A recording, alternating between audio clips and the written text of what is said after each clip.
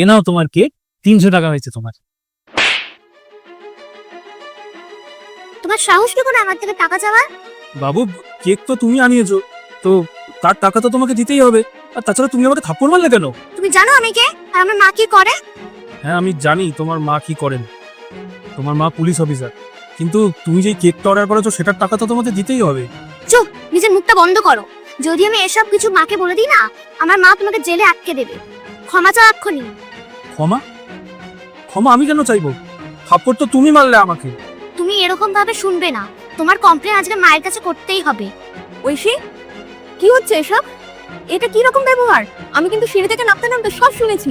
হ্যাঁ, তুমি আঙ্কেলকে মারলে কেন? মা, ভুলটা আমার না, ভুলটাই আঙ্কেলের। উনি আমার কাছে টাকা চাইছে।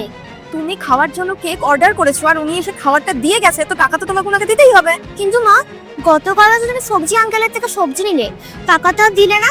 দেখেছেন ম্যাডাম, ওই যে বলে না যে বাচ্চারা বড়দের কাছ থেকেই শেখে। আজকে আপনি এরকম ব্যবহার করেছিলেন তাই আপনার থেকে ও এটা শিখেছে। আর আজকে ও ওর থেকে বড় এত বড় একটা লোকের গায়ে হাত তুললো, আর ও যে এই ভুলটা করলো তাতে কিন্তু ওর কোনো আফসোস নেই। আজকে আপনারা আছেন তাই ও আজকে আমাদের মতন লোকেদের সাথে এরকম করছে। কালকে যখন আপনি থাকবেন না তখন কি হবে ওর?